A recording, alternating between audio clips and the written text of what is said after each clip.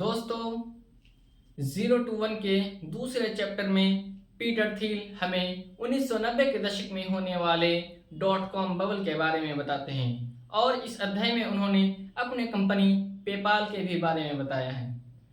लेखक कहते हैं कि आपने देखा होगा कि कोई एक व्यक्ति पागल हो गया है या पागलपन कर रहा है, लेकिन क्या आपने देखा है कि एक समूह यानी बहुत से लोग पागल हो गए हैं या पागलपन कर रहे हैं?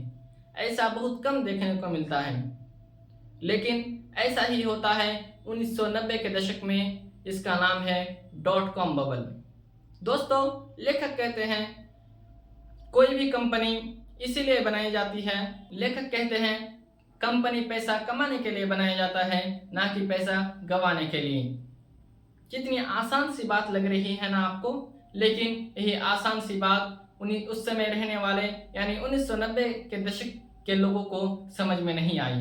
वो लोग जिस कंपनी के नाम में .com लगा देते, उस कंपनी में अपना पैसा इन्वेस्ट कर देते, ये सोचकर कि ये कंपनी आगे जाकर हमको अमीर बनाएगी, जैसे Amazon.com।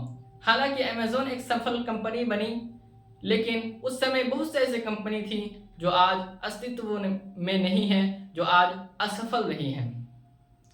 इस तरीके से बहुत से लोगों का लॉस हुआ और इस लॉस से निकलने में बहुत समय लगा। इस .com लॉस ने हमें जो जल्दी अमीर होने का तरीका सिखाया था, हमें जो जल्दी अमीर होने का सपना दिखाया था, वो भुलाना बहुत मुश्किल था।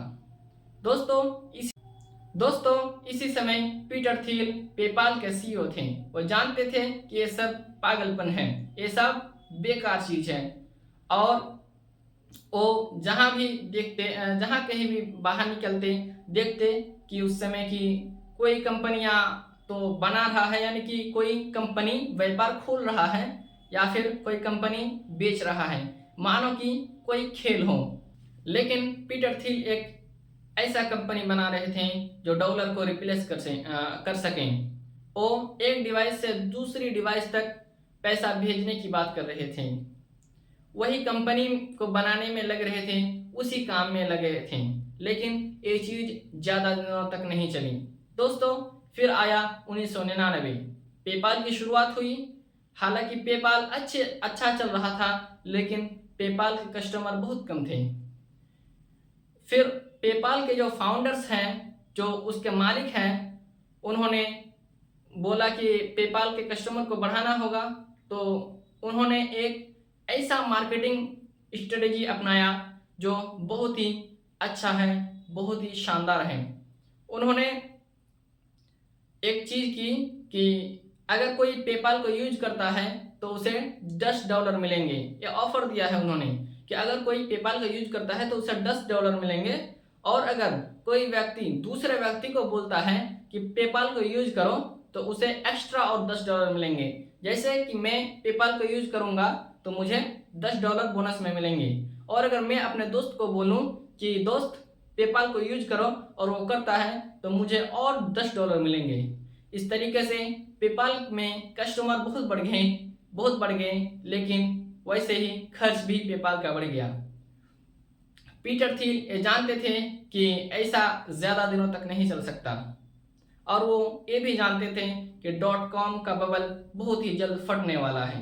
इसीलिए उन्होंने बहुत ही जल्द से जल्द, यानी कि जितनी जल्दी हो सके, पैसों का बंदोबस्त करने लगे। और फिर 16 फरवरी 2000 को वॉल स्ट्रीट जर्नल ने उनकी बहुत बड़ी मदद की, क्योंकि उन्होंने पेपर में पेपाल के बारे में ये छापा था कि पेपाल $500 मिलियन कंपनी की योग्य है। इससे इन्वेस्टर्स बहुत आकर्षित हुए और पेपाल में अपना पैसा इन्वेस्ट करने लगे।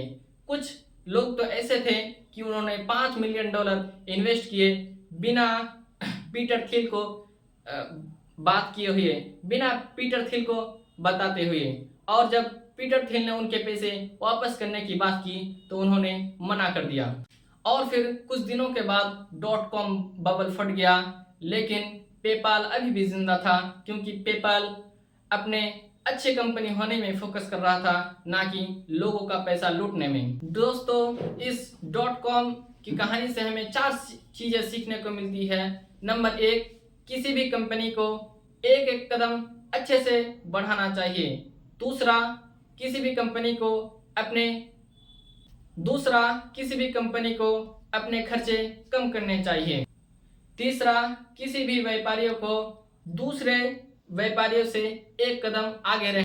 कंपनी को सेल्स के साथ साथ अपने प्रोडक्ट को इम्प्रूव करने में भी ज़्यादा ध्यान देना चाहिए। दोस्तों, लेखक कहते हैं कुछ कर लेना ज़्यादा अच्छा है कुछ ना करने से। एक खराब प्लान अच्छा है कुछ प्लान ना होने से। पीटर थिल कहते हैं सेल्स उतनी ही ज़्यादा ज़रूरी है जितनी कि प्रोडक्ट डेवलपमेंट होने के। इस .com बबल से हमने सीखा कि किसी चीज़ को हमें आंख बंद करके भरोसा नहीं करनी चाहिए। दोस्तों, सभी कंपनी एक भीड़ ही में होती है, लेकिन किसी भी कंपनी को उस भीड़ में ही रहते हुए कुछ अलग सोचना होगा, कुछ ऐसा सोचना होगा कि कुछ नया सोचना होगा, जिससे वो कंपनी आगे जाकर सफल हो सके।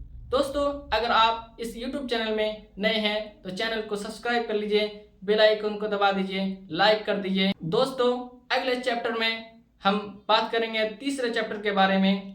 दोस्तों को शेयर कर दीजिए। तो मिलते हैं हमारी इस बुक के तीसरे चैप्टर में। तब तक के लिए सब्सक्राइब कर लीजिए और बेल आइकन को दबा दीजिए ताकि सबसे पहले आप तक वीडियो पहुंचे, और लाइक कर दिए, लाइक करना मत भूलिएगा।